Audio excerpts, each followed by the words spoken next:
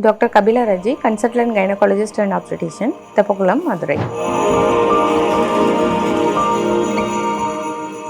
நிறைய பேஷண்ட்ஸ் வந்து என்ன பண்ணுவாங்க அப்படின்னா நம்மக்கிட்ட கேட்பாங்க, நான் ப்ரெக்னென்ட் ஆக போகிறேன், நிறைய ட்ராவல் பண்ணலாமா, என்னோடய ஜாபுக்கு போகலாமா, 2 வீலர் ஓட்டலாமா அப்படின்னு. ஸோ அதிகமாக ட்ராவல் பண்ணால் அபார்ஷன் ஆகிடுமா, இந்த மாதிரி ப்ராப்ளம் எதுவும் வந்துருமா அப்படின்லாம் கேட்பாங்க. ஆக்சுவலாக வந்து ப்ரெக்னென்சி ஒரு பேஷண்ட்டை வந்து நம்ம 2 கேட்டகரியாக பிரிப்போம், லோ ரிஸ்க் ஹை ரிஸ்க் அப்படின்னு.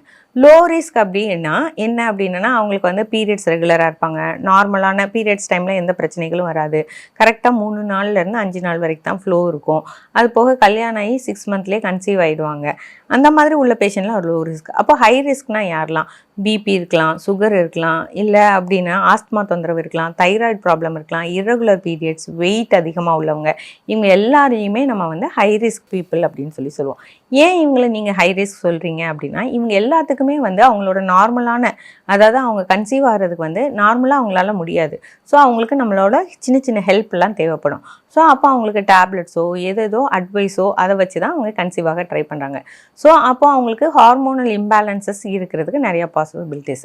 ஸோ அந்த ஹார்மோனல் இம்பேலன்சஸ் மெயினாக யாருக்கெல்லாம் இருக்கலாம், அந்த வெயிட் கெயின் அதிகமாக உள்ளவங்க, பிசிஓஎஸ் உள்ளவங்க, ஃபைப்ராய்டு இருக்கிறவங்க, அடினோமயோசிஸ்னு ஒரு கண்டிஷன் உள்ளவங்க, அதே இது எண்டோமெட்ரியோசிஸ்னு ஒரு கண்டிஷன் உள்ளவங்க, இல்லை அப்படின்னா அவங்களுக்கு பீரியட்ஸு 3 மாதம் 4 மாதத்துக்கு ஒரு தடவை தான் வருன்னுவாங்க, தைராய்டு உள்ள பேஷண்ட்ஸு, ப்ரொலாக்டின்னு ஒரு ஹார்மோன் அதிகமாக உள்ளவங்க.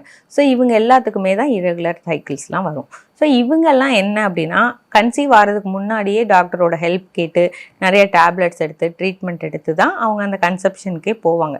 ஸோ அந்த ப்ராசஸில் போகிறப்ப அந்த 14th டே பீரியட்ஸ்க்கு அப்புறம், அதாவது second half of the periods, மொதல் 14 நாள் கழித்து மீதி 14 நாளில் அவங்க நிறையா வந்து இந்த ட்ராவல் பண்ணுறதோ, வெயிட் தூக்குறதோ, ஸ்ட்ரீனஸ் ஒர்க்கு, 2 வீலர் ரைட் பண்ணுறது, குழந்தைய தூக்குறது, இந்த மாதிரி துணி பக்கெட் தூக்கி துணி காயப்படுறது, இதெல்லாம் பண்ணும்போது பாடியில் வந்து அந்த இம்ப்ளான்டேஷன் நடக்கும். அந்த யுட்ரஸில் வந்து அந்த குழந்தை வந்து தங்குறதுக்கு போய் ஒட்டும்.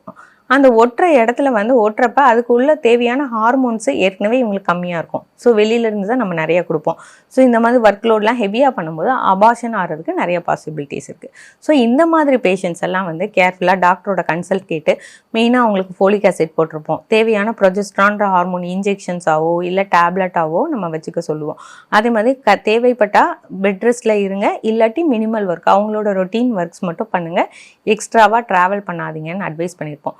3வது ஹெல்த்தி ஃபுட் ஹேபிட்ஸு, அவங்கள வந்து இந்த மாதிரி ஜங்க் ஃபுட்ஸு, எக்ஸசைஸ் பண்ணுறது, அதே மாதிரி அப்டம்னல் ஒர்க் அவுட்டு, இந்த மாதிரிலாம் பண்ணக்கூடாது அப்படின்னு அட்வைஸ் பண்ணியிருப்போம். இது வெயில் அதிகமாக இருக்கிறதுனால தண்ணி நிறையா குடிக்கணும், ஜூஸஸ் நிறையா குடிக்கணும், சில ஃப்ரூட்ஸ் எல்லாம் அவாய்ட் பண்ண சொல்லுவாங்க, இந்த பப்பாயா, அன்னாச்சி பழம், ஸோ அதெல்லாம் அவாய்ட் பண்ணுங்க. நட்ஸு நிறையா எடுத்துக்கணும், தேவையில்லாத இந்த பஸ் ட்ராவலு, 2 வீலர் ட்ராவலு, அதெல்லாம் வந்து அவாய்ட் பண்ணணும். இதெல்லாம் பண்ணும்போது இவங்களுக்கு இந்த ஹார்மோனல் இம்பேலன்ஸ்னால் வரக்கூடிய அந்த அபார்ஷன்ஸு, ப்ராப்ளம்ஸு இதெல்லாம் வந்து தடுக்க முடியும்.